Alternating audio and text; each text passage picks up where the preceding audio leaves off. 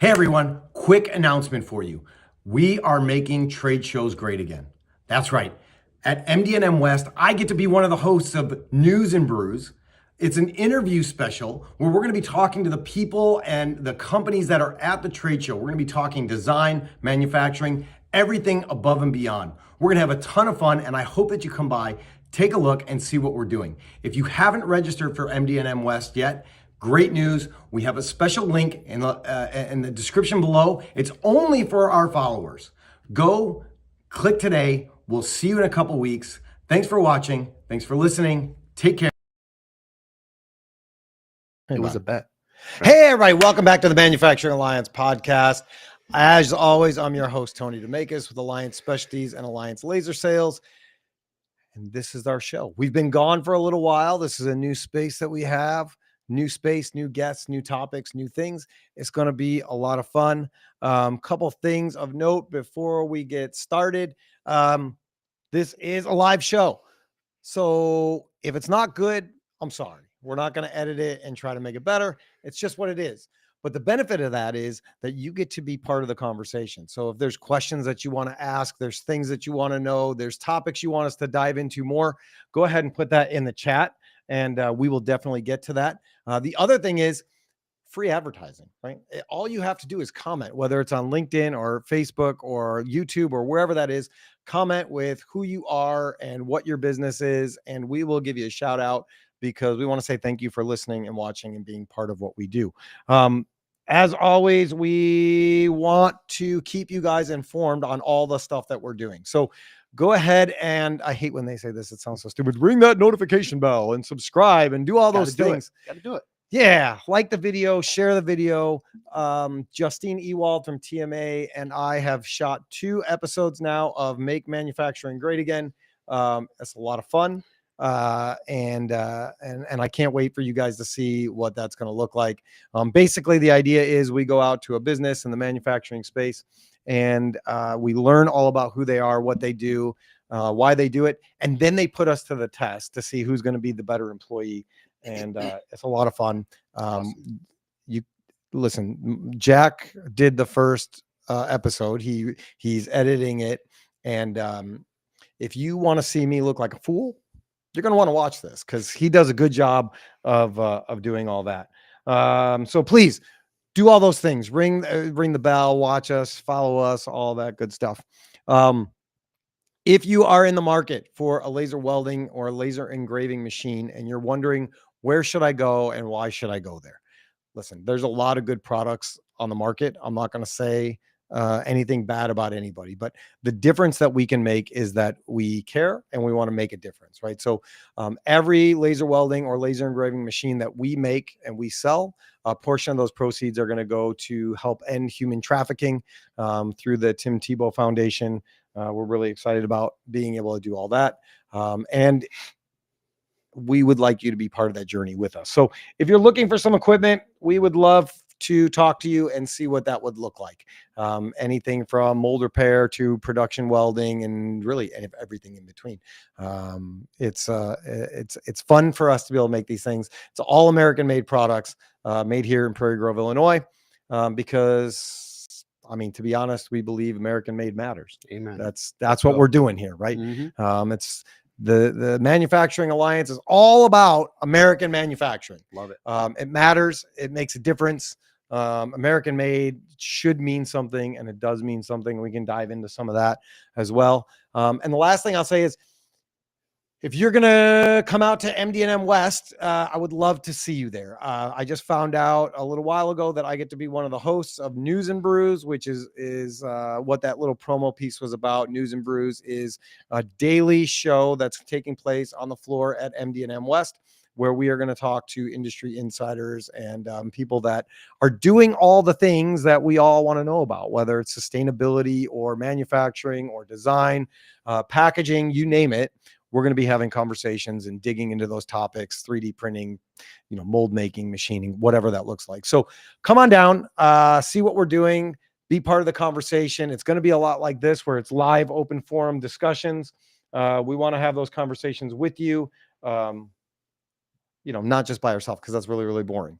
And we're gonna have some games going out throughout the week. I found out, and that's gonna be fun and exciting.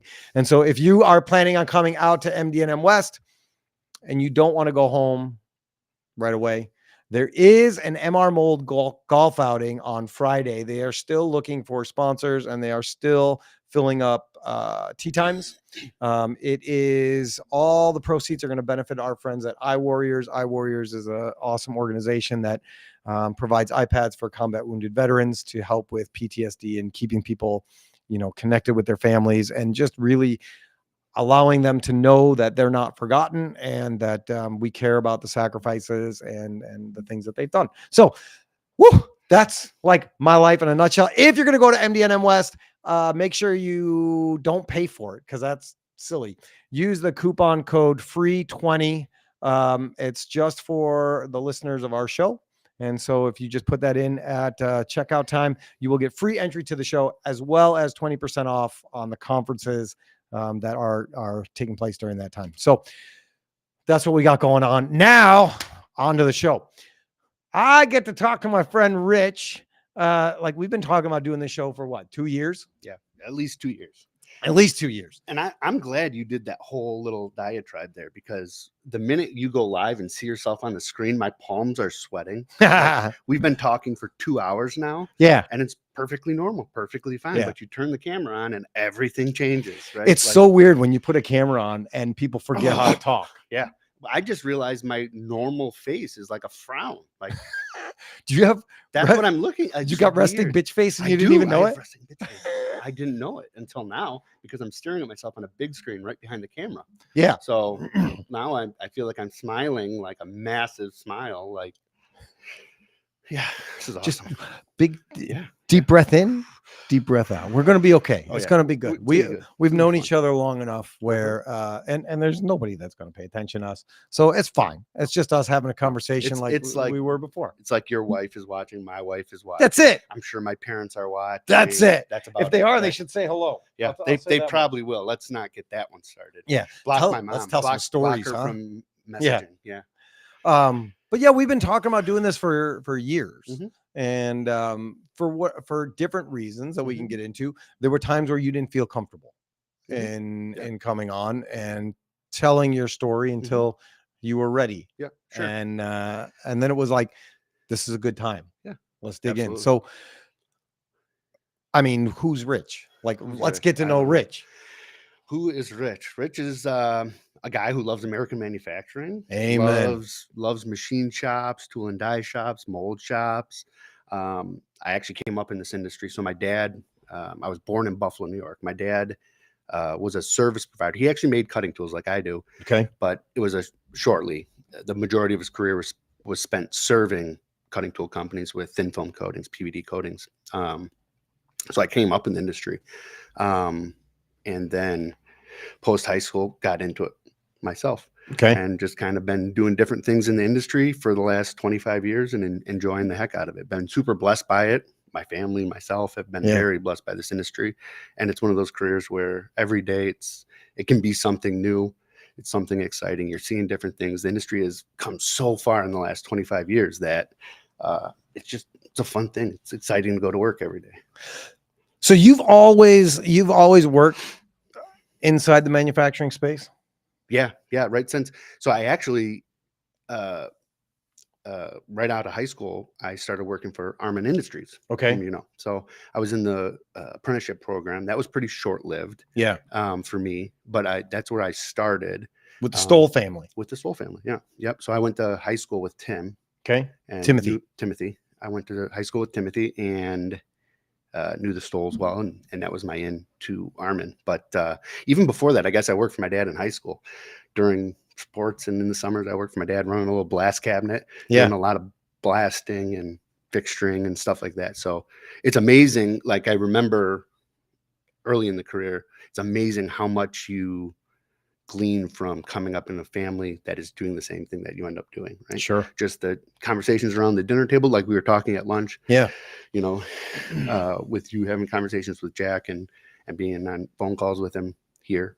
It's amazing what you glean and how much that gives you that little step up when you're starting in the industry. you're familiar with fractions, you're familiar with decimals and tool types and names and materials, and it's just a natural part of conversation. We had a little engine lathe in our garage growing up, so I was turning stupid stuff in the garage and helping my dad do stuff. So it's just weird how you naturally have a flow into that industry, you know. So your dad, did he had his own company? Later in his career, he did. Yeah. Okay. And I worked for him for about 3 years when he had his own company. And we were doing PVD coatings. That was like the early 2000s. Okay. And so I learned a ton from my dad. Like, obviously one of the driving factors of me coming into the industry and how I've learned and done stuff. And it's, you know, that foundation of your career, right? I'm sure you coming up in this industry, being around it and hearing with your dad, you just had that little foundation that got you started when you came back here 7 years ago that you can jump on and lean into, right? So I worked with my dad with his company for about 3 or 4 years. And then when he sold it to a massive company, that just wasn't for me. That's just not my jam. I'm more of a small business guy. That's what I enjoy. I don't enjoy reports for the sake of reports and do this because and stuff like that. And in small business, your efforts daily, you see it in the bottom line of the company. Like the things you're doing, the effort you're putting in when you're in a company that's less than 100 employees, you get to see the outworking of it. So yeah, I've always enjoyed that, right? And I'd rather work 13 hours a day, 14 hours a day doing that than 8 at a company where I'm a badge number. I remember my first real job out of school, I worked for Ticketmaster. Okay. And so, you know, you don't get much more corporate monster than Ticketmaster, right? I mean, so much so that Pearl Jam fought with them. Like everybody knows Ticketmaster. Everybody hates Ticketmaster, right? Like there's nobody that thinks that, you know, unless you work there. There's nobody that thinks like this is the best company ever. I love what they supply. Everybody thinks that they're unfair and everything else. And I mean, that was the first job I had. That was my job. That was my first career job out of college working for somebody else. And I realized right away that I don't like big corporate America. I don't like what it stands for. I don't like the way that they treat people. I don't like being a cog on the wheel. And I will never forget. It might have been like the first year. I mean, I guess I forget the timing, but I don't forget the story. We were told that your raises are not merit-based. Everybody in the company gets a 3% raise. Just blanket. That's what it is. And you should be happy with that. Right. And I was walking past the general manager's office and I heard him say, keep the raises low and the bonuses high, because the C-level got the bonuses and the regular people got the raises. And I just thought, well, that's some bull. You know, you got all these people that are already making all the money. Right. And then you're going to dump on the people that are doing the work. And that was the last time I had a corporate job. That was the last time I had any interest in a corporate job. I remember when 9/11 happened, like everybody in Chicago was freaked out because we thought New York is first. Then what? Right. And we worked close to one of the federal buildings, and we were working on a project for, I think it was Harley Davidson at Ticketmaster. They're trying to do some event. And we watched the plane crashes. We watched all that happen. Everybody's kind of freaking out and everybody's thinking, how do we get out of the city? Right. Like, because we don't know what's next. And the general manager came in and he said, before you leave, I need this thing finished. We got to submit this. And I was like, are you out of your mind? Like, this is our concern. Make sure Harley gets this document. Like, I'm out of here, man. I'm blowing this popsicle stand. And all those kind of things are like reasons why I like being a small family business. For sure. Is it easy? No. But we get to control the story and the narrative and how we treat people and what that looks like. And it's really, really cool. Matthew Grassel is with us. Matthew, how are you? He laughed at something we said. I don't remember exactly what that was, but hey, I'm glad we made you giggle a little bit. And Scott Venema, do you know Scott? Mm-hmm. Scott says, born into cutting tools, can relate to those conversations too. Yep. Every family get together was like that. Yeah. Oh yeah. Yeah. Yep. A lot of family in the industry. My brother's in plastics. I know Where's he at? he's over at Global Packaging Development. I think I passed him on to you for some engraving or something like that. So my brother's in plastics. My dad was in mostly coatings. My uncles are in coatings, and then just spreads out from there. So yeah, definitely born into it. Keep doing it, but also love it, enjoy it. It's not like, oh, my dad did it, so I have to do it. It's Right. not, that's not it at all. Like, Right.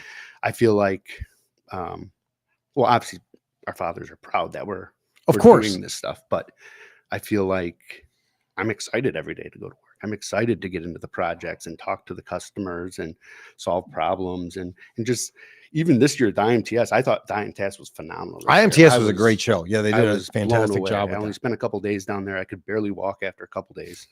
And that's probably because I'm out of shape. But you look good though. Oh, dude. No, this is bad again. I'm mostly a desk jockey now. I know, but I feel like you lost some weight. No, I just wore the shirt that makes me look the thinnest. Yeah. Good on you. Good on you.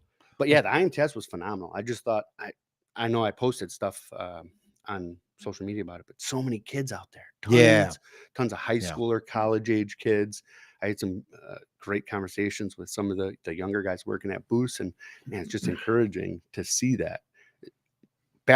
I've been going to IMTSs since I was a kid. I remember my dad taking me there, even when he had his business and I was 18, 19 years old working for him, going down there in a shirt and a tie. But I was by far the youngest guy there. Yes. Like always. So now it's awesome to see all the younger guys getting into it. I have a nephew now who's at Hampshire doing the welding program. Okay. The industrial program that D300's put on. It's awesome to see. He's come over a couple times and we've talked measurements and doing stuff, and he's excited, and that's awesome. Like he's already learning it as a freshman in high school. Yeah. That's what our industry needs. I think it's really cool that like that next generation is actually caring how things are made instead of like they just always exist. You know, like one of the I think that was the coolest thing for me growing up is that whether it was Star Wars stuff that my dad had the opportunity to work on, or like a Jiffy lid or whatever that looks like, right? I had an idea on how things were created and made that they didn't just exist, right? Like it's just not magic that it's just here, right? Somebody has to put in the work, the effort, the design, the labor for all the things that we have. Absolutely. And I think that I had that growing up. And I think what's cool is like all these kids now that are learning 3D printing and all of these things. Huge. And have access to cheaper, free 3D softwares and stuff like that. Like it's a different industry now. And the more that kids see that working in manufacturing isn't digging a coal mine or hammering studs on a train line or something, like manufacturing was just this vague thing out in space. The more that we get them to see that, hey, you're working on a $500,000 machine with 3D graphics and robotics and all that stuff, it's just gonna tenfold the amount of good workers that we put into the space. And when you see something, you're like, why did they make it this way? Right. You can be a part of making that different. Oh yeah. Then. Yeah. I think absolutely like the maker spaces and the maker box and the all the 3D printers, there's such an opportunity for kids, teenagers, whatever age you want to say like, hey, mom, dad, I want to make this thing. How do I do that?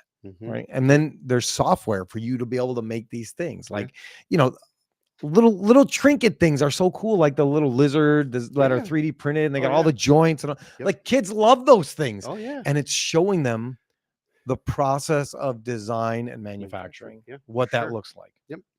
Yeah. It's awesome. It's amazing. Those things that you can buy them at Best Buy now. Go to Best Buy and buy a 3D printer. Yeah. Free software and go and hammer away, because the point of entry used to be really high, but like everything else, it just keeps coming down the more that people are interested in it and the more that people are doing it. So So you had your start. Your Mhm. dad was in manufacturing. You were always around manufacturing. Side note, I feel like we should start a support group for people that worked with their fathers, Yeah. because there's so many stories that people don't Oh, yeah. understand, Yep. and the stresses of that. Mhm. It's beautiful at times, but it's also a nightmare at Mhm. times. It's like the best of times, the worst of times. Yeah. I wouldn't be where I was without his impact on my Yes. career, but there's always stressful times when you're Yes. working with family, regardless of the relationship, mom, Yeah. dad, brother, sister, whatever it is. It's always stressful working with And, family. and people say, like, do you really have to discuss that at the dinner table? Well, yeah. I mean, you talk about every other job at the dinner table. Yeah, Why not this absolutely. one? Yeah. Just because we're all tied into it together. Mhm. So that's a whole different thing, right? I think there really could be a support group. I think we would keep the therapy and the Mhm. counselors in, But hold in on, business. hold on. Yeah. Here's the great part. My dad's retired now, Yes. enjoying life with my mom out in Del Webb. He comes and works for me part-time now. There you go. So now I get to crack the whip. Dad, Dude, if you're listening, do you do the Yeah. same thing then? No, Like, no, hey, no, hey, it's a 15-minute break. What are you doing? Let's go. No, not at all. No, we enjoy it when he's around the office. We enjoy it, and you get to bounce stuff off a guy who had 45, 50 years in the industry. So I'm Yeah. sure it's like when your dad's around or when It you is. guys are around the dinner table now, Yeah. you can still talk shop a little bit. We can. I mean, sometimes it becomes a little bit stressful because he remembers what it was like coming up Mhm. and how different things are now. Sure, right? sure. We experienced this last year, right? Anybody Yep. in manufacturing recognizes that this last year was really, really interesting. Very strange. Yeah. Between the unknown of the election, between the unknown of the economy, Mhm. whatever you want to attribute it to. Yep. It wasn't a lack of effort. Yep. Right.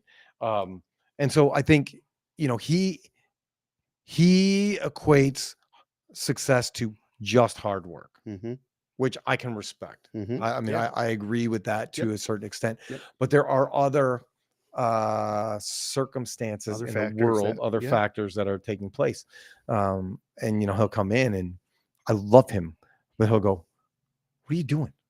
There's no work over there. Mhm. Why is there no work over there?" Mhm. And then you're sitting here podcasting. Yeah, I'm sitting here Right? podcasting. Different. Yeah, So it's a different way of. So if you have some polishing work that you need done, I will be happy to get you a quote to get that done. Do it. Because as we all know, things slow down. Yeah, big time. And so it was hard to have that conversation with him Mhm. because he knows what he knows, right? Yeah, right. He knows that you need work. You should be going to see that guy. You should take them to lunch. You should go play Mhm. golf. You should take them to dinner. You should do all those things. And I don't know what you've seen, but I feel like the times in the industry have shifted away from the whining and dining, Yep. schmoozing, going to lunch, going to Mhm. dinner, golfing kind of thing, where people want to go to work. They want you to give them a good, honest product, Yep. and they want to go home. Yeah. No, 100%. I've seen that. And that's really what my present company is more based around.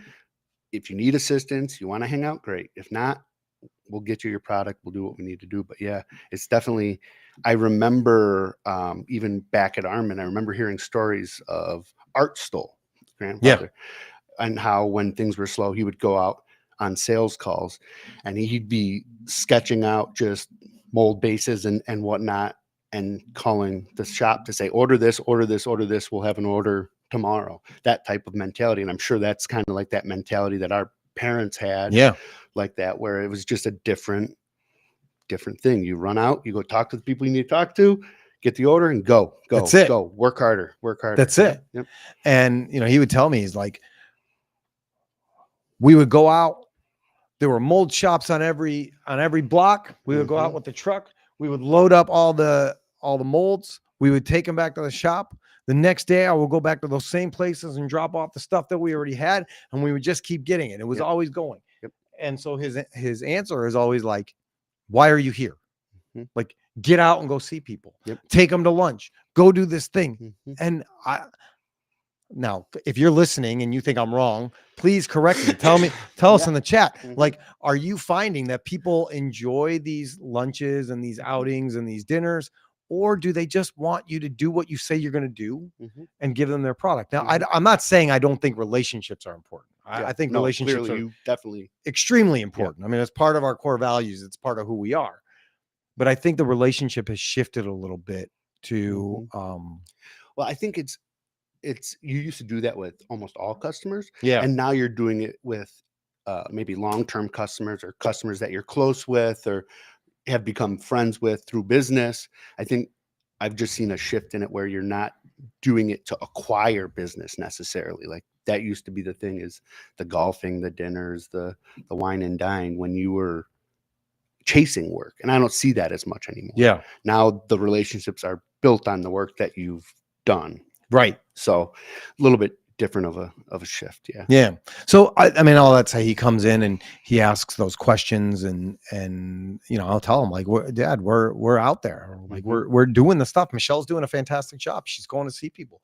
It's just the industry has shifted a little bit, and I think that's just work in general. There's not as many of those opportunities to go, take people to Blackhawks games or whatever, because people don't want to go with you.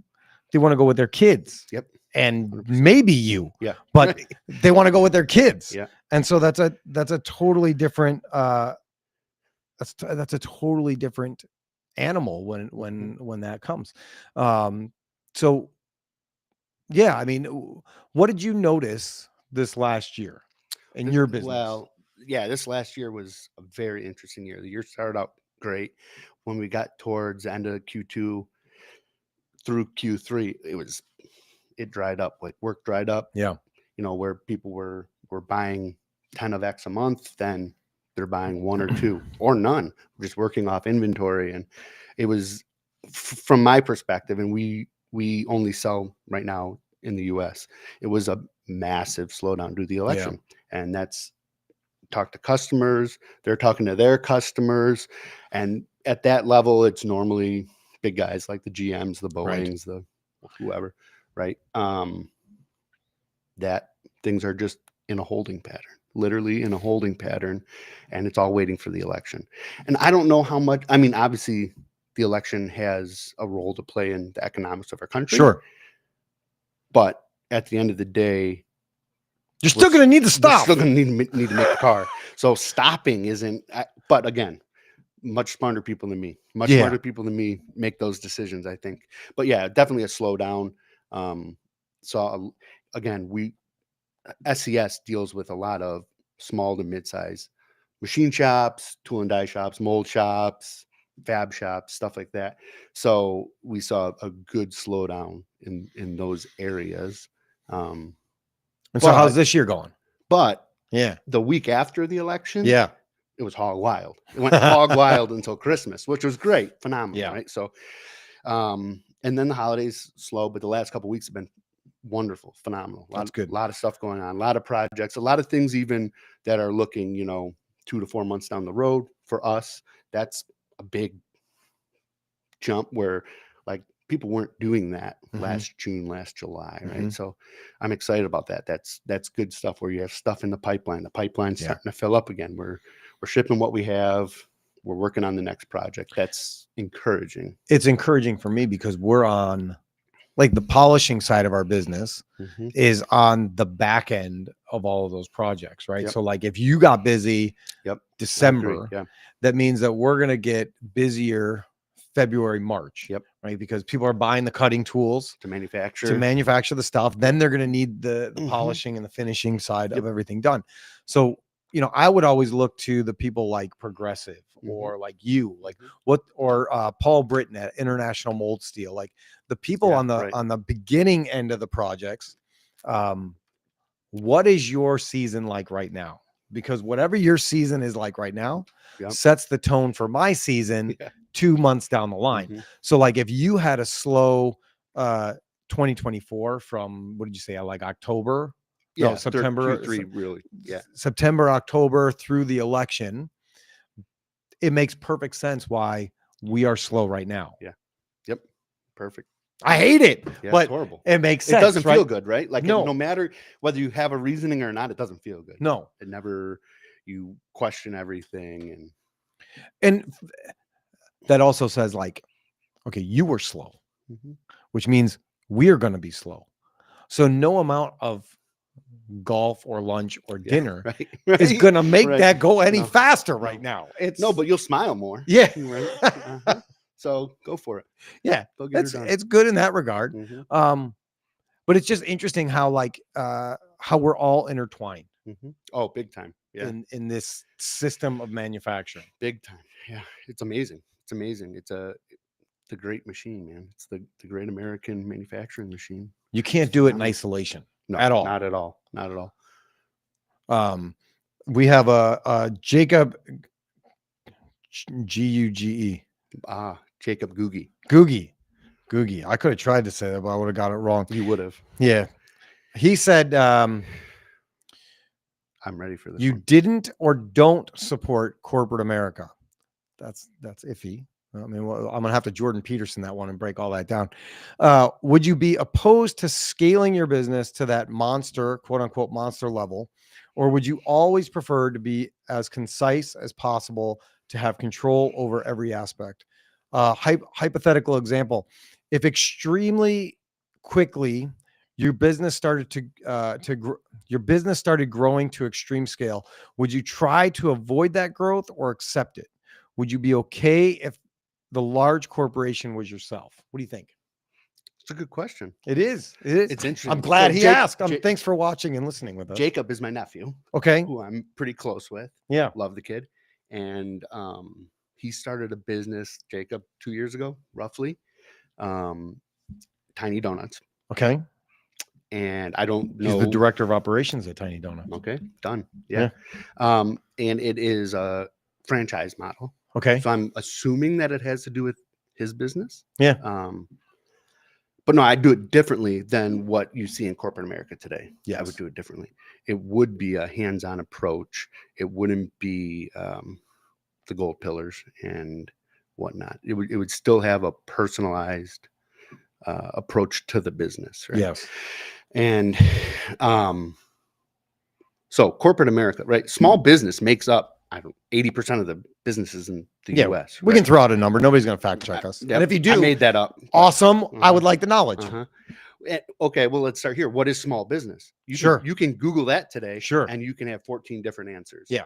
And some say it's 500 employees, some say it's 100 employees, some say it's 15. I think the SBA says 1,500 employees, whatever. That's a pretty big business to me. If we get to That's a huge 1,500, business. I'm going to call that corporate America. Yeah, that's corporate America. Yes. But yes. But I would approach the business differently. Sure. So, it wouldn't be an arbitrary thing. It would be a narrow business, a wide and narrow business. It wouldn't be level of managers and supervisors. Yep. And where things, when they're disseminating through levels, gets lost in translation, right? And so you walk by a Ticketmaster and heard keep the bonuses high and the raises low. Yeah. That would be an immediate firing offense, right? 100%. That's like unacceptable. And that's because that was some desk jockey district manager at the Chicago. Yeah. Right. And that's the things that you have to try and force out of your business. And keep it personal. Keep it, not that you don't have an employee handbook that you have rules and things that people need to do. I'm not saying that, but I am saying that you have to have an approach that you care, right? Yes. That you, the business supports X amount of employees, supports your vendors. Like it's a cog in a big wheel, right? Of American manufacturing or retail, whatever it happens to be. I think that corporate America was ruined for me in that moment with Ticketmaster. Mm-hmm. I also worked for small business that I feel like was run like corporate America. Like when I say corporate America, what I'm talking about more is worrying more about the corporation and the shareholders than the people within your company and your customers. Mm-hmm. Does that make sense? Yeah, 100%. And I would agree with you. That's how I'm envisioning it. Yeah. In my head too. So like I worked for a small company that their focus was the ownership and the bottom line. Mhm. And I understand that. Like, you're in business, you need to make money, right? Yep, It's the 100%. profit is not a dirty word. Nope. And it's the way that you stay in business, and it's the way that you grow, and the way that you do all those things. And so I get that, right? I'm not saying it's a dirty word, but I think that our role and responsibility is to care for people and for um, what we're trying to grow and do, right? Yeah. And I think that different people have. I love making a profit. Yeah, Profit is totally. phenomenal. Totally. It's the scorecard, right? Yes. But it's how we score Right. that is the question. If Right. we're scoring by not taking care of them on employees from a benefit perspective or a Yeah. pay perspective, or half-assing the work that we're Totally. doing, any of that is not okay. Right. Right. And so, but no, I want to make money. I love making money. Yeah. I love winning a customer over. I Yes. love being able to provide for my family, for employees. I love sending purchase orders to vendors. Yeah. All of it. That's phenomenal. Yeah. But what I don't love is not taking care of the people that are helping you achieve those things, which is the 100%. bottom line. 100%. So, And I mean, Jacob, I think it's a fantastic question. And I'm glad that you asked, because it makes me think through it a little bit more, right? People ask, I know people, you know, people that have sold businesses to bigger companies, bigger corporations. I did. Yeah, you Yeah. did, right? And we can talk about that a little bit. People ask me, like, would you, if the offer came in, would you sell? And right now I say no. Mhm. I mean, Yeah. for a number of reasons. Mhm. One of them is, I don't think anybody's going to pay me enough money to not have to work again. Mhm. That's just a reality. And I don't think that I Mhm. work well for people Mhm. based on my personality and who I am. I know me. Mhm. And the other part of it is, I take a lot of pride in what we do here and who we are as a company, what our brand means, the fact that my Yeah. father started it, and Heck yeah. and the core values are built on him Yep. and his personality and his responsibilities and all that stuff. Mhm.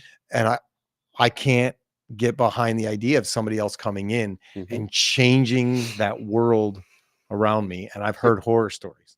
Yeah, I didn't live a horror story when I sold, but it is a difficult process to wade through. So no, totally. And I mean, you walk around your facility here, especially this one, we're in Prairie Grove, Yeah. but the address is Crystal Lake, right? Yeah. Okay. It's a Why do you weird call thing. it Prairie Grove then? Because we're technically cross You Prairie said that, Grove. but then I'm looking at the maps today and I'm like, oh. Yeah, you look at the maps and it says Prairie Grove, but I think it has a Crystal Lake Mailing. zip code Or okay. address. So, Okay. but you were saying But yeah, you walk through this place. It's gorgeous. You have Yeah. a phenomenal Well, thank facility here. And I've been to your other one, which is beautiful as well. But when you think about the hard work that went in for years and years and years from your dad and his partners, it's hard to separate your family from it, right? Sure. It's difficult, but yeah, beautiful. You have a gorgeous facility. Oh, thank you. Building American-made equipment right That's here in Prairie Grove. Prairie Grove, Crystal Okay. Lake. We'll call it Chicago. Chicagoland if you're not in Chicago, yeah. Illinois, because nobody's ever gonna know the Right. difference either way.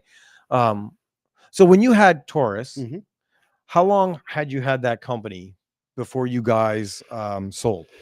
Yeah. So I went to work for Taurus in 2011. With I was the plant manager. I think I was 29 at the time.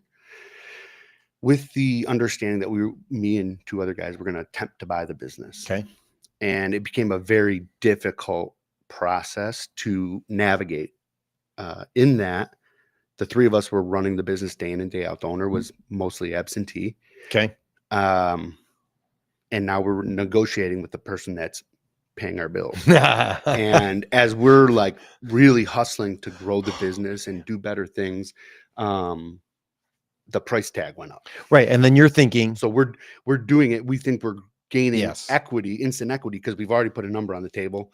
yes. And it's just about how do we finance that number. Sure.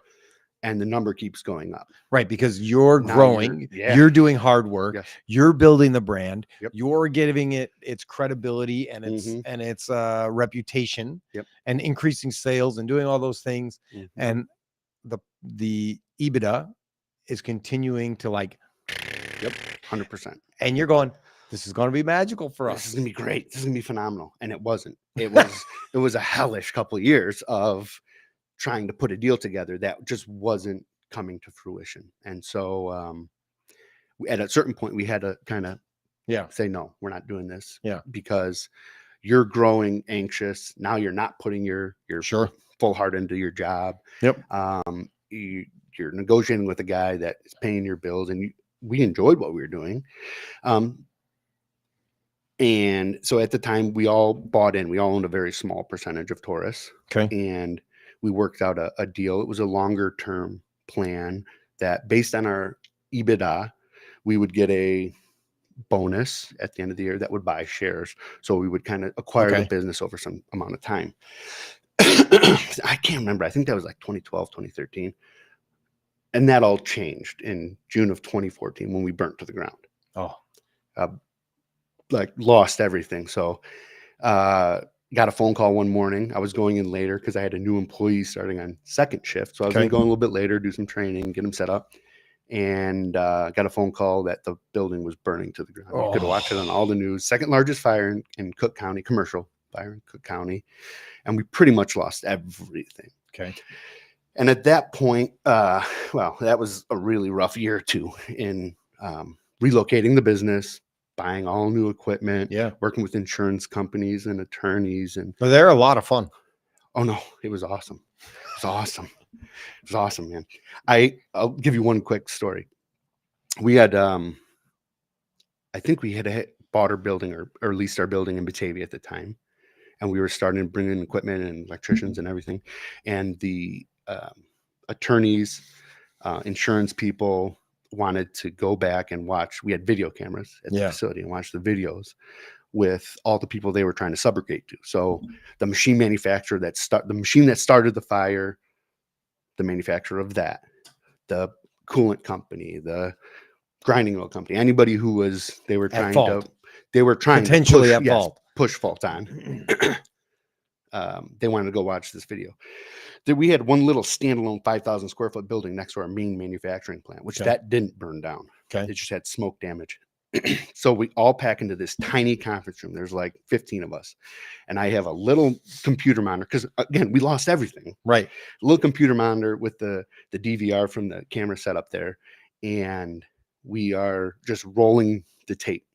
And the one attorney wants me to go back 4 seconds. This attorney wants me to go. I'm like, oh my goodness. So then they want to go out into the manufacturing facility where it happened. So they all put their little white suits on, right? The Tyvek, whatever.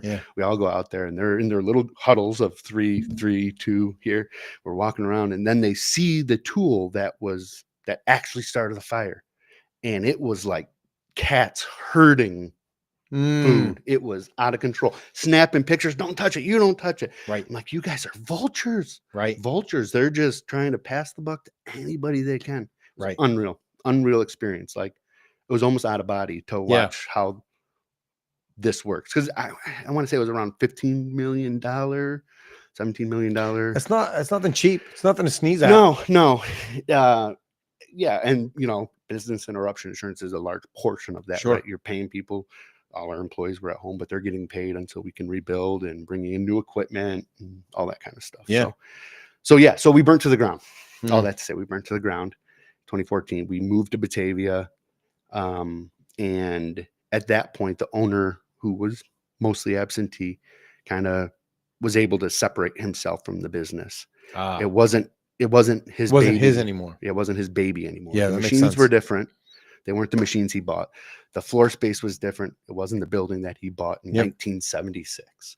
And this was his baby. And so it became more achievable for us to purchase it. Also, what also helped, I'd be remiss if I didn't say that, having new equipment that was replaced by insurance has a value that's easier to take a loan on than a 25-year-old machine that still works great, but it has no real value to loan to a 30-year-old guy, right? So that did help a little bit too. So we bought the company in 2015, me and my 2 business partner, Roger and Jim. Okay. And it was phenomenal. It was great. Yeah. Really, really good experience. And then there's a reason to build it, right? Yeah. Oh yeah, absolutely. Then there's Yeah. a reason to go guns blazing, And we put had in the effort, do all the stuff. we had a phenomenal team around us. Okay. Like just an amazing team from my partners all the way down to the shipping guy, right? Yeah. And so we just had a great team, and we continue to build on it, and we're able to grow the business. We had great equipment, Mhm. a lot of Anka CNC equipment, 5-axis tool grinding equipment. Loved it, and just really enjoyed growing that business and working in the business. Partner, but working in the business every day, Yeah. you know. And then you grew it to a certain point. Mm-hmm. Like you said, we had a couple opportunities to sell it, but we're never really interested until the last one came around. And I think the timing was right. Mm. We had been able to pay off a lot of debt, Mhm. so we weren't carrying a whole ton of debt. And I think I had young kids, and I think we were all just kind of ready to do something else. Yeah. And the timing was right. So we did it. Yeah. It wasn't, again, it's not like you. It's not like my dad grew that business. Sure. Right? It's a different thing. But But- it was very difficult to work in the business. That's what I was going to ask. Yeah. So you guys find a suitor that you accept, Mm-hmm. right, to sell the business to. Mhm. What was that transition like from it being your business to being somebody else's business, and having them come in and change some of the stuff that you guys worked so hard to put in place? And did they change things right away? Yes. Yeah, right away. Mm. Literally the same day. But we knew it. We sold to a company called GWS Tool Group. They were growing by acquisition. Okay. And it was known. There had been 8 or 9 acquisitions prior to us. So there was a roadmap already, right? Okay. I could talk to any of the owners of those businesses. Yeah. And they didn't pull any punches. They were very honest with us. They were a very young executive team, very aggressive, and they never like pulled the wool over our eyes or anything like Yeah. that. Did they were give you very red honest. flags? What do you mean? Like, were they saying like, this was a mistake, watch out for this, I wish we wouldn't have done that? No, not at all. Okay. But more so just confirming the roadmap that GWS Sure. was giving us for the couple months pre-sale, and then the next 6 months Got it. post-sale. So that was most of it.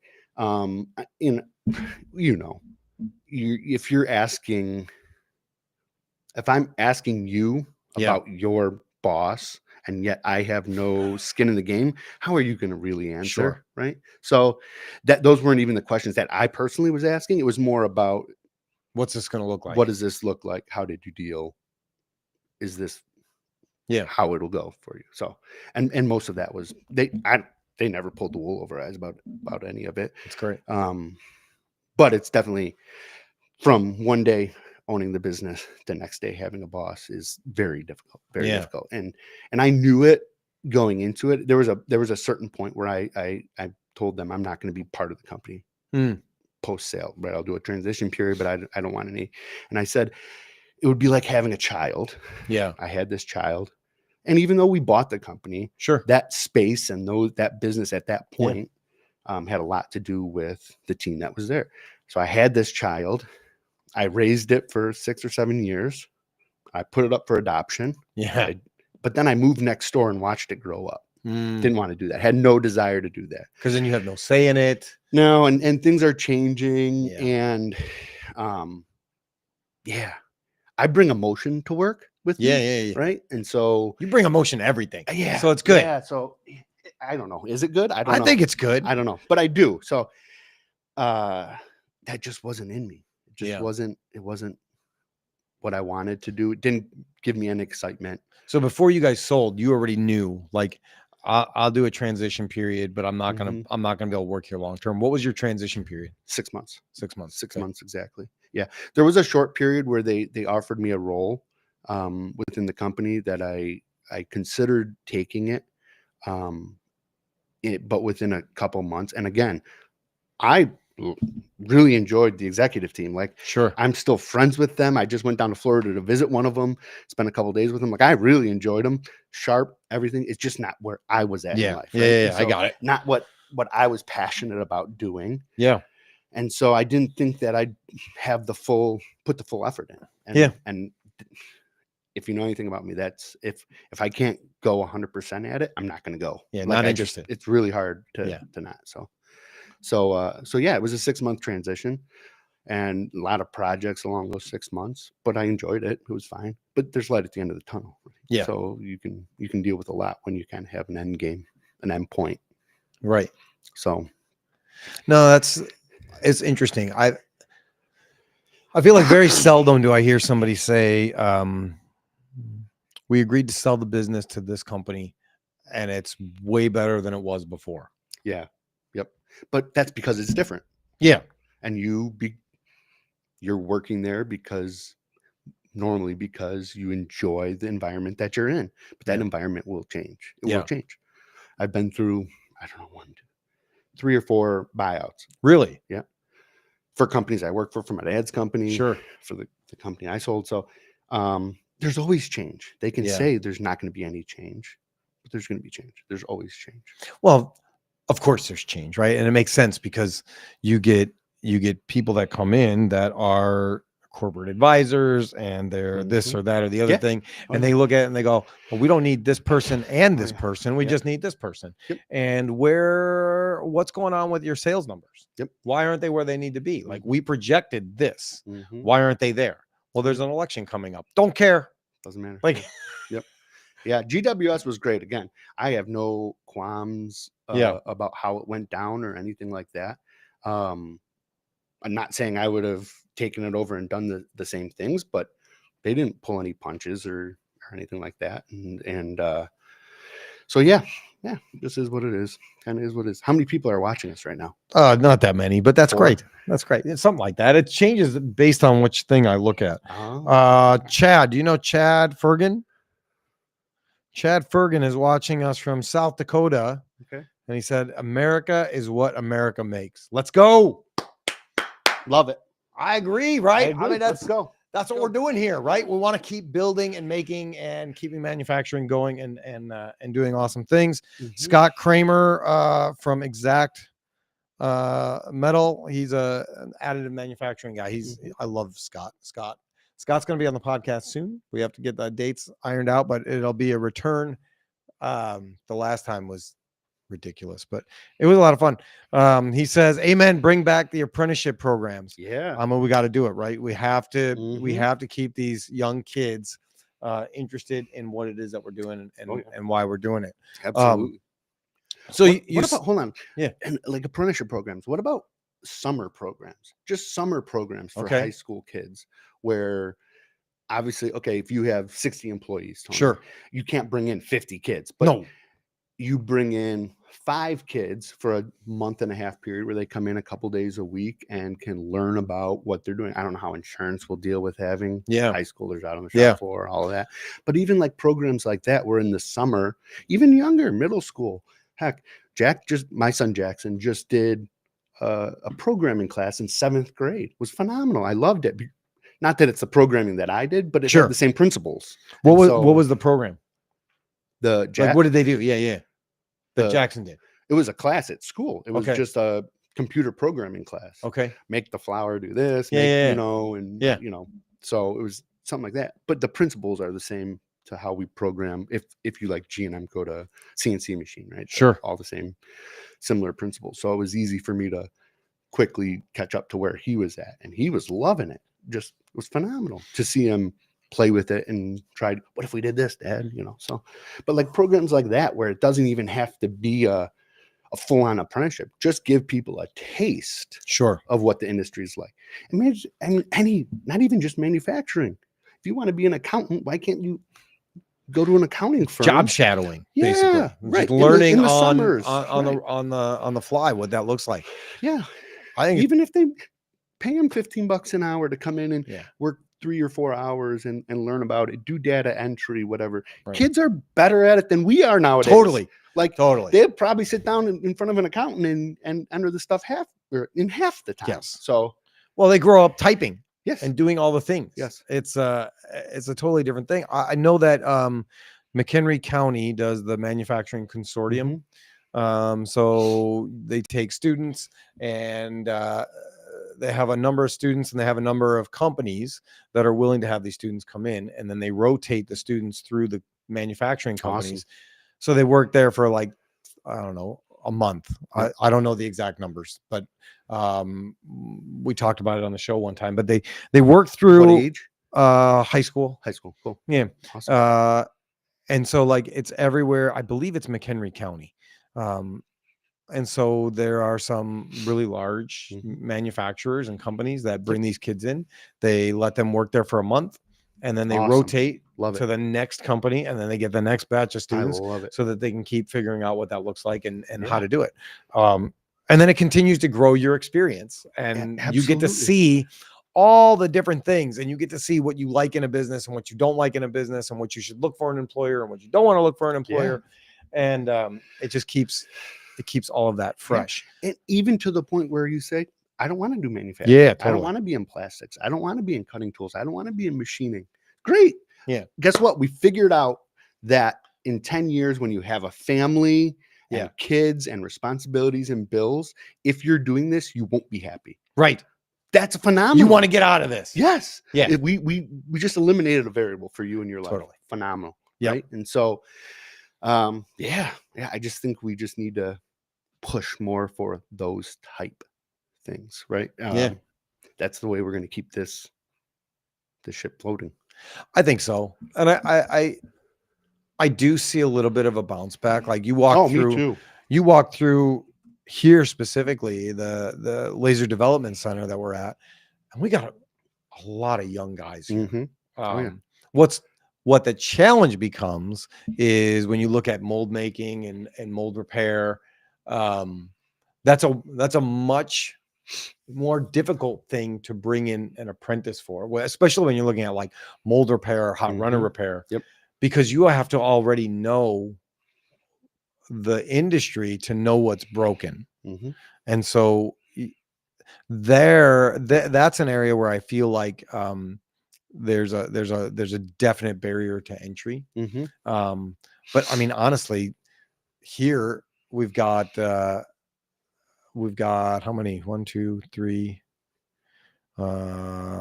There's 3 kids from our church that are working here. They're awesome. 21 and younger. Louis is 26 and he's running our division to build machines. Steve Elrod is running our production welding department. He's under 30 years old.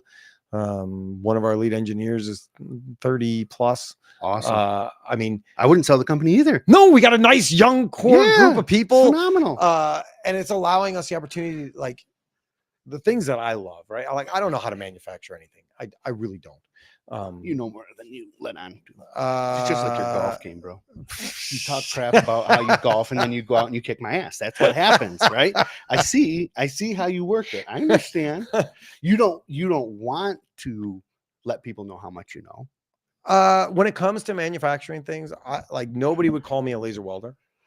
Nobody would call me a polisher. I did that. I don't know anything about mold repair. I try and talk with Mike Zender and just hear him out and discuss different things with him, but it's not my strength. My strength is, I think my strength is people and working with people. Absolutely. And so we have an outstanding young core of That's people. awesome. It's phenomenal. I feel like we are the Blackhawks the years before they won the Stanley Cup, right? Like awesome core, good leaders developing into their roles and who they are as people. And Dude, just how watching exciting them. is that? It's amazing, right? That's how it's very, very exciting to see that. Yeah. The hope is you can keep the dynasty going, right? Of and course. You don't win a couple Stanley Cups and then crash and burn. Nobody wants that. No. And that's here in the Crystal Lake Prairie Grove facility. We have some youth in Wakanda as well. But again, it's hard to find the youth with those people that already know the things. Mhm. And it's hard to train somebody on how to do mold repair, Mhm. on how to even know what to look for. I'm not saying it's impossible. Mhm. We've started them out. Mike Zender runs our mold maintenance and repair department in Wakanda, and his son now works with us, which is fantastic. He's Jack's age. I've known Harrison since he was in kindergarten because Awesome. Jack and Harrison were in scouts together, and I got to Cool. be the scout leader. So I've known Mike forever, and I've known Harrison forever. So just having him in the shop Mhm. is just so cool, right? Yeah, Another heck yeah. guy from church. He's a laser welder with us, and it's awesome to have him there. It's Yep. awesome to see him growing and doing things. One of our drivers is also from church. I've known him forever, right? Yep. For 10 years. And Awesome. what's really cool about all of those things is I already have a relationship with them. I know who they are, and I know what to expect from them. They know what to expect from me. Yep. And so it's an easy conversation. Mhm. If it's a difficult conversation, Mhm. it's not just a boss, an employer, and an employee. Mhm. We're able to have a relationship with each other, and so all that to say, I think it's really cool when Yeah. when people want to come work with you and for you. Yep. Absolutely. I feel like I'm not looking at the camera a lot, That's but fine. it's because when I look over there, I just see myself, and Yeah, it's like, weird to see "Ugh." yourself, right? And then Yeah. you see like No, I don't want to. I don't where wanna do- you're looking, I'm what sure your they're eyes just seeing doing. my bald spot right now. Like 'cause I I'm staring cross at my you, legs and but I see this gap here, and that's yeah, weird. So weird. like I just called attention to it. So that's Yeah. that'll be the thing. Now everybody's That'll be the staring thing at that it, right? Jack edits Yeah. and puts there. Yeah. Little emoji. Yeah, Yeah. yeah. Uh-huh. Little I happy like it. face. Yeah. Yeah. I think what's really cool, like we can go back to um that other question about corporate America and what does it look like Mm-hmm. to run a business as a whole, right? Like I feel like in that position you have a greater responsibility, right, to lead well. Yep. Yeah. 100%. When you look at leading, what is it? Where do you get your inspiration, motivation for the way you lead? I don't know. Well, I'm not. I didn't go to college. No college education. I've been very blessed and very very fortunate Sure. in my career. So leading wasn't a trained thing, and I would say that half the time I probably didn't do it well. Sure. Right? Sure. But I think intentions do matter. Yep. I think when people know your intentions, I think that matters. But I don't know that I'm one to speak on leadership, right? Mhm. Like I'm not a talking head. I'm here to talk to my friend, and Yeah. I don't know. I guess I don't know. I guess that question doesn't sit well with me. But I think that I would say that I attempt to lead people with compassion and understanding, Mhm. but also driving and pushing for the goals that are set forth for the Sure. company, right? And so um, I've always been more of an operational technical guy. Um, I don't want to say I was thrown into leading because I enjoy managing, I enjoy people, Yeah. but I don't know that I'm the person that needs to be. Sure. No, If that's that fair. makes any sense. That's and I totally also think, fair. like for me in business, right? Um, as I'm running Standard Cutting Solutions, I think a good vendor, a good partner in the industry is one that is not afraid to say, I don't know. Sure. I don't know. I'll get the answer for you though. Yep. I will dig into it. Yep. I have resources available to me, but to just kind of BS and spout out an answer because I'm on a podcast with a camera staring at me. Yeah, It's just no. not me. That's not my thing. So Yeah. but I think that in business, that's a good thing to have, is just to say, I don't know. Yeah. No, I think that's I do fair. my best at it. That's it. I think that's 100% fair, and it's better than, like you said, giving some BS answer Yeah. because Mhm. some jackass asked you the question. Mhm. Did you like my text yesterday about how I was going to start the podcast? I did. Yeah, and I think that's fair. Yeah. And that's the reality of who we are. Yeah. Right? No. Right. You know, So I sent Tony a text yesterday because I was like, I get excited to sit and talk to you, right? yeah. But I get anxiety about the actual doing it. Like when I walked in here 2 hours ago, and we sat down, and you showed me the setup. I was sweating, bro. I mean, you probably would have thought I was swimming. It just gives me anxiety. So, I sent you a text saying that I was going to start off by saying, listen, I've been in manufacturing my whole life. I love Jesus. Yeah. But I cuss a lot. Yeah. Yeah. And so, yeah. Yeah. That's me just trying to break it, Yeah, like, totally. And I think that's the beautiful thing is like we're all individually wired differently. Mm-hmm. Right? Yeah. Oh, for sure. And 100%. You know, there's a book that I think we're going to go through as a team here. The team doesn't totally know this yet. So if you're they're not watching. Yeah, they don't. Yeah. If you're part of the leadership team, here's a spoiler alert. We're probably going to read a book together called The Servant. Oh. And it's about leadership. Mm-hmm. Greg Eidenberger gave that book to me originally from, I can't remember the company now. It is gone. That's gone out of my brain. But happens. Greg gave me the book, and he told me that it is mandatory reading for anybody at the company that wants to be in a leadership position.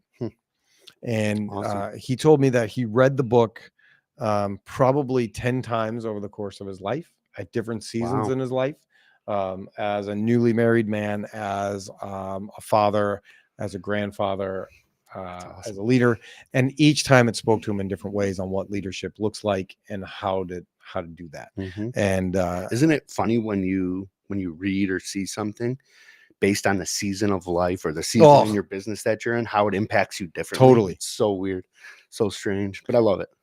It's great. So I think we're gonna look at that book, because that book was really inspirational to me, and it opened my eyes to some certain things. Sure. You know, the idea of do you want to be loved or feared as a leader? Like, which one? Right? They can both get results. Mm-hmm. Right. What does that look like? And some of those kinds of concepts, and how are you leading other people underneath your care, and what does that look like, and where are those models coming from, and what does that look like? And it's good. I like that topic, and just awesome. Trying to dig into. So here's this leads me to a question for you, which I've asked you already today. How do you do everything that you do? You are so active in your business. You're traveling. Yeah. Tons of trade shows. You give back so much from the golf outing to building bikes at an already stressful IMTS. Yeah. Right. You have a beautiful booth with equipment there, and a dozen people working the booth. Yeah, we had something like that. People, and yet at the same time, you are building bikes for kids that don't have bikes, right? Yeah. You're working at our church multiple nights a week. Yeah. Right. We became friends mostly when my son was in Awanas and you were his leader. Like, I still have a picture somewhere. I'll post it on LinkedIn. I'm going to post it on LinkedIn of Jack sitting on your lap. Dude. He had hair like you. Yeah. The curly hair. Yes. And there was a period, it was a shorter period, a couple months, where he would ask us if Tony's going to be there. And if Tony wasn't going to be there, he wouldn't go to Awanas. Like, that's how much he had like that. Yeah. And obviously, so you're doing all of this stuff. Sure. How do you do it all? Where do you find the time, the energy, the drive, and you do it all with a lot of excitement? First, I'll say I appreciate that. Mm-hmm. I would say I genuinely enjoy it, and I like the people. So I think that I am surrounding myself, like you said before, right? I'm surrounding myself with quality, skillful people who are able to help me accomplish the goals that we need to accomplish together. And so I'm trying to get better at delegating. It's hard for me sometimes to delegate, because I called my mom this one time, like an imperfect perfectionist. I know how I want it. I don't always know how to get it there. Yeah. But I think a lot of it comes from I have a very understanding wife. Yeah, for sure. And wives, if you're watching, we talked about this at lunch. We did. Did we not? Yes. How blessed we are to have the wives that we have. 100%. That we're allowed to go out and grow businesses and do the Yep. things we need to do. Yep. And there's no animosity, no No worry, jealousy, no worry, jealousy, no just stress. support, all the support. So Yeah. so wives, if you're watching this, my wife probably tuned out already. It's boring stuff. But I think, you know, I like coming to work. I don't play video games or anything like that. This is my video game, right? Like I want the high score. I want the high score as far as numbers in the bank and lives changed at work. Yep. And I look at it as an opportunity to help people learn how to lead well, and not just at work, but how to lead lives. I'm not saying I'm the greatest person. Yeah, no. But I think our goal and our responsibility as business owners is not just to make parts, but it's to make better humans. Yeah, for sure. And lead them in a way that makes them better at every part of their day. And so like when I ask about leadership, like it's a huge concept to me. So every opportunity we go out is an opportunity to live like Jesus. Yeah, for sure. Every opportunity we show up to work is an opportunity to live like Jesus. Every opportunity that we have at a trade show is an opportunity to live like Jesus. And you don't have to say the words all the time, but for people to say, what's different? Yeah. So that, like, that's my point. Like, you're at an IMTS, which is a massive expense for you. Yeah. Probably a lot of stress. Yeah. Revolved around the entertaining, the setup of the booth, the managing customers. But yet you find the ability to say, you know what I'm going to do the week before? I'm going to find a bike manufacturer who's going to Guardian Bikes. Thank you for the bikes. Before I forget, they went to 2 different organizations in the city of Chicago, and those organizations, one of them was a church, one of them was another church-centered group, and they gave those bikes away. So thank you, Guardian Bikes. So how do you say, I'm going to put more on my plate for this week? Yeah. Because when I look at it, I look at something like that trade show where I strip down my life for 2 or 3 weeks. I am like, no, I can't take Jack to baseball. No, I won't be at church. No, I have to focus on preparing for this and being right for this. But yet you're saying, you know what? I want this all to be nice. Yeah. But if it's perfect, if it's not perfect, it's okay. Yeah. Because we're going to do these bikes. Yeah. We're going to sit here and build bikes at the show where we're out selling our equipment. Yeah. Where do you get that drive, right? Yeah, I think so. The way it all started, not necessarily with the bikes, but the whole concept, it goes back to MD&M West. It was MD&M West. I was walking in and I had this idea that there's 10,000 people that are going to walk through these doors, right? And we're going to sit here and we're going to talk about our stuff, and everybody's got the same story. And business card. Here's my business card, and here's this thing, and it doesn't matter, right? It just doesn't matter. Like we might sell 1 or 2 machines. That'll be fantastic, but in the grand scheme of things, it just doesn't matter, right? Like Ecclesiastes, it's all worthless if it doesn't have the right purpose behind it. And so I had this thought in my brain that if there's going to be 100,000 people or 10,000 people or whatever that looks like that walks through a trade show, what if you can get 2% of those people to stop what they're doing and give you 1 hour to give back in some way to the community and what's happening? What can you do with that? Like, how can you change things? How can you make an impact statement on the manufacturing industry as a whole? Like you go to Anaheim, California, and you can get 100 people to give an hour of their time. What can you do in their community that says manufacturing actually gives a rip? Yeah. And so do we, and make a positive impact. And so we played with that idea. We called it our E210 initiative based on Ephesians 2:10. And so now every trade show or conference we go to, part of our goal is to find some way to give back to the community, because we think it's important. And it's important to give back. And I think that most people want to be part of something bigger. And most people are wanting to help out in some sort of way. They just don't have an opportunity, or they don't know how or what that would look like. But you understand that that's like it's a lot. Different level. No, but it's a different level. It is a lot. That is my point. But it's a different level that your brain is working on. Yeah. Did you see any other booths doing anything as No, such? Like no. That's not the canned food drive at the office. No. Right? That's not the Coke drive at the church. Right. Like it's phenomenal. It's wonderful. It's really, it's something special. It's something different. And I think that things like that are going to make a big impact, right? And Yeah. I think it's pretty cool. But Well, I still don't know how you do it all. I just it makes no sense. Logically, doesn't make sense. I've had a lot of people say that. I think, but I mean it. Yeah, no, I know. And I think most times those people mean the same thing. I think the difference is, like, again, at the trade show. How can I do that at the trade show? I can do that at the trade show because I trust John and Dave and Michelle and Scott and Jeremy and Doug and Vanessa to all do what they're at the trade show to do, right? Like, we bring people in. The bikes help bring people in because they have questions. And I steer the conversation to my team member that I want to have that conversation. So if it's a question about laser welding machines, I'm happy to start the conversation. But I also know that John Massert is really good at what he does. And he needs to have this conversation with them so he can move the ball forward. And so I can do the things that I can do because I have people that are doing the things that they can do. And I think that what I'm trying to get better at is to do the things that only I can do and let the people around me do the things that they can do. And so when we have the bikes or getting ready for the bikes, like Vanessa did an amazing job of handling the logistics for IMTS, right? To make sure that we had the space, to make sure that we had the electric, to make sure that we knew what was going on when things were being delivered, get all that organized, right? So I get credit for it, but she did all the legwork. 100%.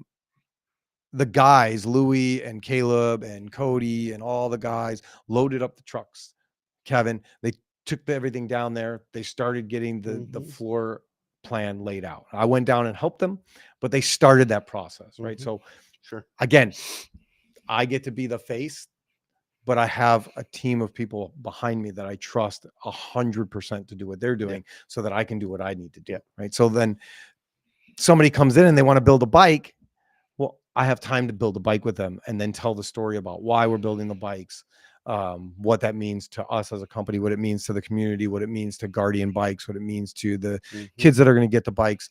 And so I really think it's all a matter of trusting the people around you and allowing them to do what they're going to do and not micromanaging all the stuff. Because then, no, I can't do all the stuff. You know, we were joking about it today. Like, Jessica was telling me that I need a to-do list because I forget to do things because there's a lot of things, right? But I think my partners have a lot of things too. And their things are like jobs coming in, right? And so we all have our part to do what we need to do. And I find passion in doing all those kinds of things, whether it's here, whether it's at the trade shows, whether it's at church. I love being able to do those things and pour into people in that way. So for me, it's not work. I enjoy. Well, it doing all that shows. stuff. It does show. Thank you. It does show. Thank you. Dude, this is almost 2 hours right now. No. You know, yeah. Is it really? Yeah. You want to do 5 questions? I guess. All right, here we go. Question number 1. Go.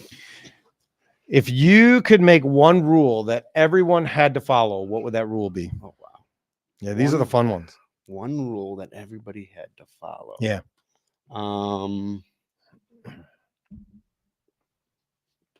Let's go with the left lane is for passing, and then you get back into the right lane.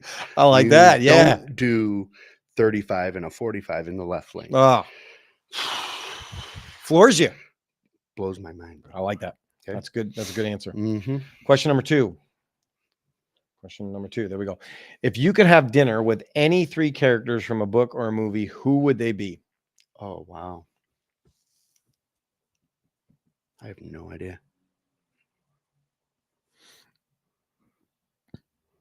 Can I just do people? Sure. Famous people? Yeah. There's a biography about them somewhere. There is. That counts. Yeah. They just all won't be probably in the same. That makes it better. Yeah, right. I would do Elon Musk. Okay. I think he's something special for our generation. Yep. And he'd probably pick up the tab. Yeah. Yes, he probably would. He's not a Nazi. I'm just saying that. Had a couple of those conversations this week or last week. That's fun. Oh my gosh. Probably Elon Musk. Tom Brady. Okay. Somebody that's just that level go. Yeah. Right? Yeah.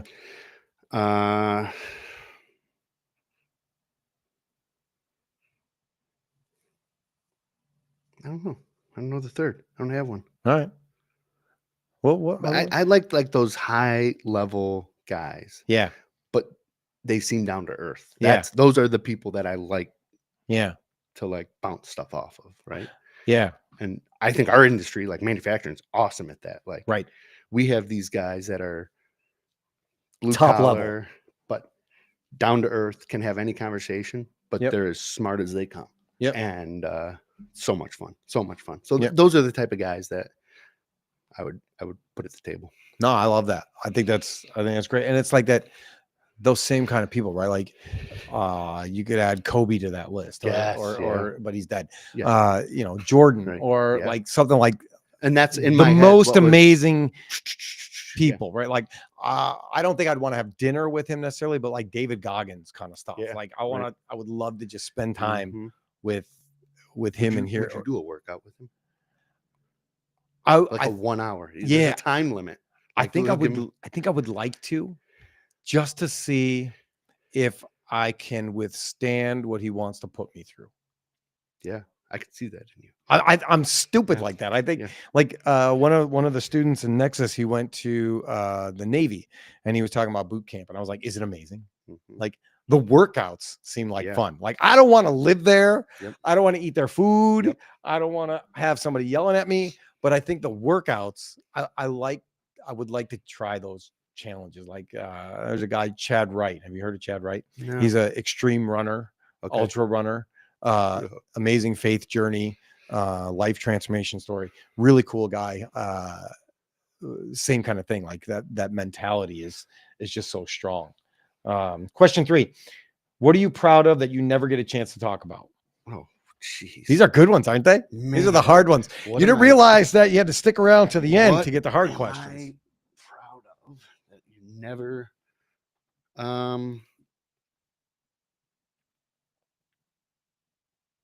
I mean, I get it. Okay, so if there's people that are watching that don't know me, this would be, I am high school sweethearts with my wife. That's awesome. She was a freshman. I think she was 15 at the time. I was a junior when we met. Okay. We've been Don't say your age. It's fine. no. So we've been together. We've been married 21 years and together for 26 now. Okay. Jordan, I'm sorry if I'm off by a It's year. got to be I've got close. a camera on me right now. I give him credit. So to me, that's something that I would say I'm extremely proud of. Yeah. And not that our marriage doesn't take work, but we're happy as ever and enjoying life and raising children. And so I'd say that that's probably one of the things. That's amazing. Question 4. If you could have any animal sidekick, what would it be and why? Any animal sidekick. Yes. We have no pets in our house. Yeah, and me neither. So we want a dog, but we're not going to buy a dog. Any animal. Who wants the dog? All of us technically do. Okay. But I don't want the responsibility of a Yeah, dog. We're totally. traveling for baseball and work and all this. And You don't want kids to clean are up the allergic. crap. Yeah. No. Can't do it. The hair, the dog hair. Yeah. I understand that people are dog. Yeah. Are pet I people. enjoy dogs. Yeah, totally. But I don't like that part of Yeah, it. I tell everybody I love the idea of a Mhm. dog. Yep. I don't like the reality of a When dog. Jordan and I had a boxer up Okay. until Delaney was born, a toddler area, and we had to put him down. And we loved that dog. Yeah. I've had friends and family pass away over the years. I never cried like I cried when I lost that dog. I was at work crying. It would just like hit me. Like it was out of control. You need better friends and family in your life, brother. No. It was that stinking dog goes through so much in life with you. They're Sure. always there, right? Yeah. Like hard times. The dog is sitting next to me and my wife. And, Yeah. like they know that stuff. So I'm thinking something like the lion we were discussing yeah. here. Just strong, powerful. Yeah. So many different avenues, protector, Yeah. caretaker. So it's probably something like that. Yeah. Lion is easily my favorite animal, and I'm really upset because my family won't let me get one. I think I should be able to. I don't ask for much. Uh-huh. I think a lion is not off limits. We got That's all what the I'm saying. space in here, bro. It could live here. Yeah. That'd be kind of fun. Mhm. How long would you last in the Hunger Games? Okay, so I think I understand the premise of it, but I've never Yeah, seen it. yeah. It's just just a lot of competition. No, so they draft everybody. So like the Hunger Games is it's a dystopian society Mhm. where the richest rich take advantage of the poorest poor. Oh, And so each district has to nominate somebody to go fight in the Hunger Games because the rich people want to watch them die. And so there are 12 or 15 competitors that come together, and it's a fight to the death. I don't think you win anything, or maybe your district gets some money or some food or something, okay. but it's a fight to the death. So like roughly a dozen guys with People could be People? children. Oh, Yeah. oof. There's no guarantee that it's another Ooh. burly man with a nice I don't beard. know. I don't know. You could have to fight a like 6-year-old. I would be good. I would be good with saying I could make it pretty stinking far Mm-hmm. if it was all men. But if I have to go beat a little girl, like Yeah, an 8-year-old girl, that ain't happening. Yeah. So I would lose. So Yeah. something would have to Yeah. give because I can't. Even do if that. she's gonna try and kill you, Yeah, it doesn't matter. I don't just think go I, let I you just don't go know. die. I would have real. I don't know. But if you put me in a Cage. cage with Yeah. 12 men, Yeah. I would love that. Oh, you would love that. Oh yeah, baby. Let's do it. Let's go. I'll leave it at that. I would love it. All right. So Rich wants to get into UFC and fight I may have used to have trained 12 men at one time. Let's go. Who wants to see that? I think we could sell tickets. Let's do it. I mean, I'm in. IMTS. I love it. Love it. At the IMTS, yeah. We'll do a show. Yeah. We used to have a guy working for us. He said he was an ex-Marine. I'm not going to name his name.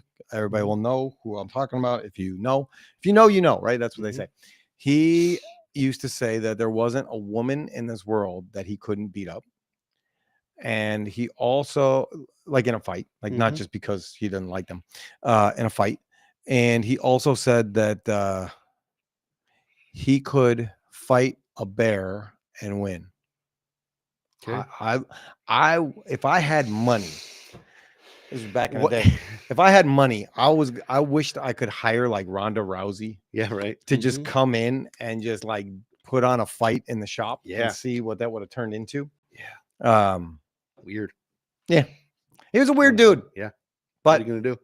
I don't know. Fun fact about me, I've never been in a real fight.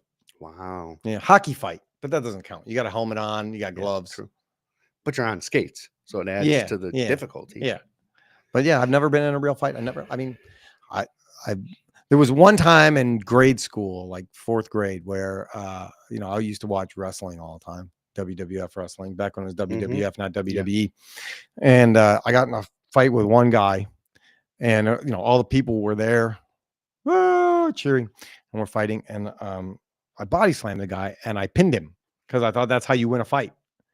And in the meantime, one of my buddies really got rocked, like somebody knocked him in the face, and like I was like, I win. Yeah. Like I thought that's what a fight was, and it wasn't. So Mm-hmm. it's not my bag. It's not my jam. I would rather build bikes.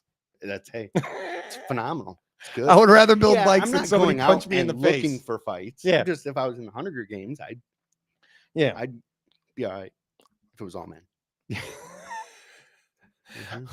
Well, that's 5 questions, and that is, I think that went well. How was your first podcast experience? I'm still sweating. You're still sweating? Yeah. Am I gonna have to like shampoo that chair Yes, down probably. or what? You might have to just buy a new one. You might just load it in my car. Yeah. Yeah, it's the whole camera thing. But I enjoyed it. I enjoyed it very much. Good. A couple of reminders. I know what we forgot. So I will put this up there and then we'll do our reminders. Hold on.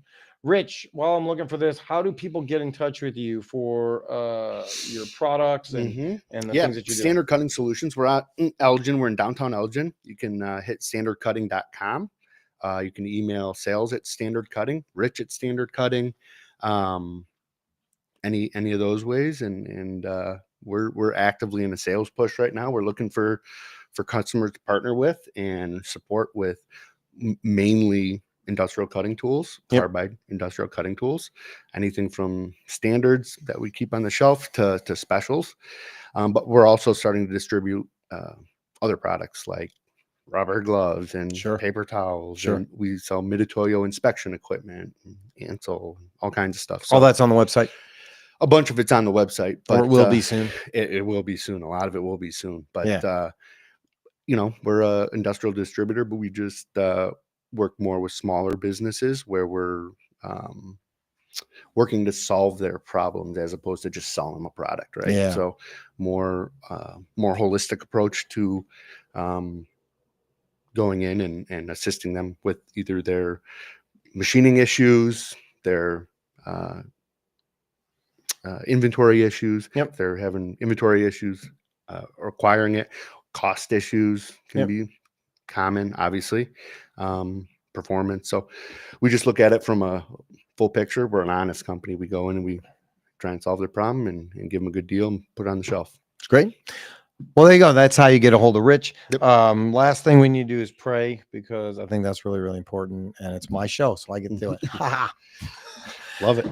Heavenly Father, thank you for this day. Thank you for this time with my friend. Thank you for the way that he has motivated me in different ways and inspired me. And I just thank you that you give us this platform to talk to other people, as crazy as it is through an internet that we can't necessarily see other people.